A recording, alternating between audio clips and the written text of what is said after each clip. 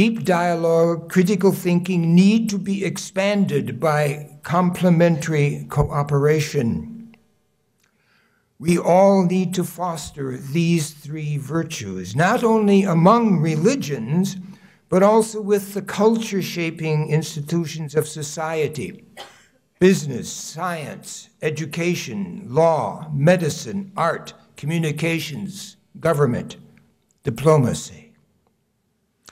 Now is the time to build institutions and to knit them together in complementary cooperation, especially through the internet and electronic communications.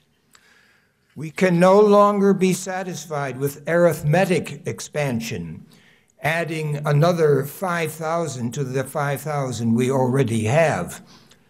Rather, we must aim at exponential expansion. 5,000 squared is 25 million. And this becomes possible through networking, which is deep dialogue, critical thinking, moving to complementary cooperation.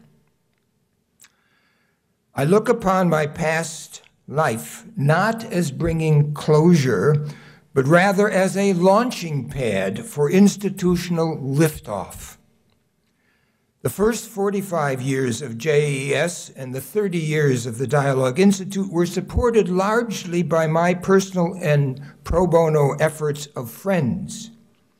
But now, with the leadership of a newly active JES and Institute Board of Directors, with the sustained financial assistance of Halloran and other philanthropies, growing numbers of training contracts with Fulbright, with the State Department, the Army Chaplains Corps, and business corporations, the process of moving beyond the personal to the institutional is being jump-started.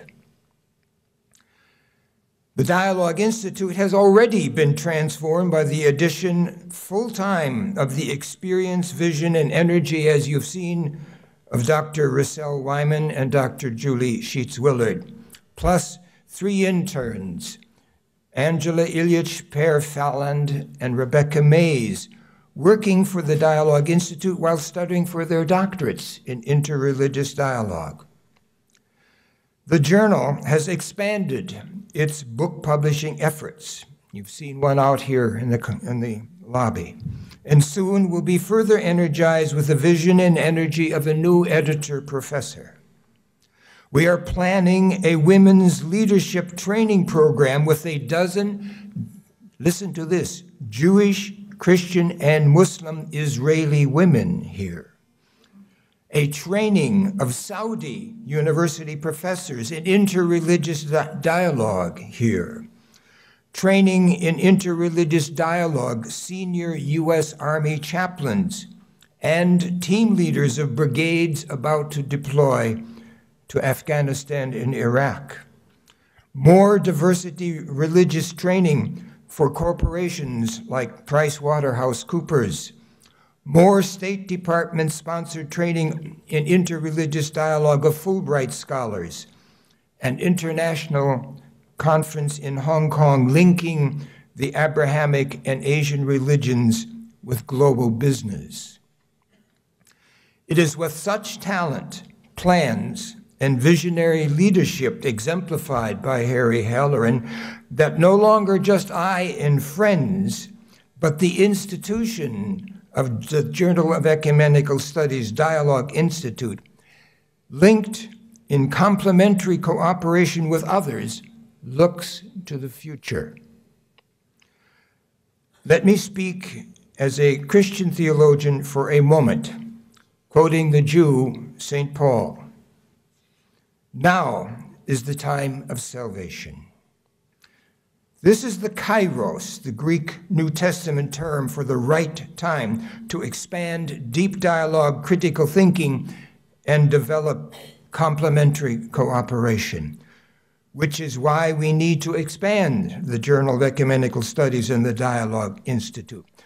This moment, now, is the kairos.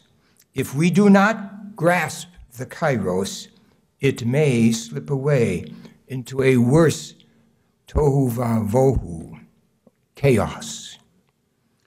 I invite all of you who hear my voice or read my words to join with us to bind together our fragile earth in the cosmic dance of dialogue of the head, hands, and heart, integrated into the dialogue of wholeness, the original meaning of the word holy.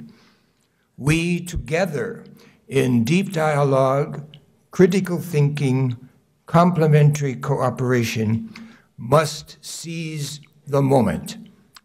Carpe momentum. Thank you.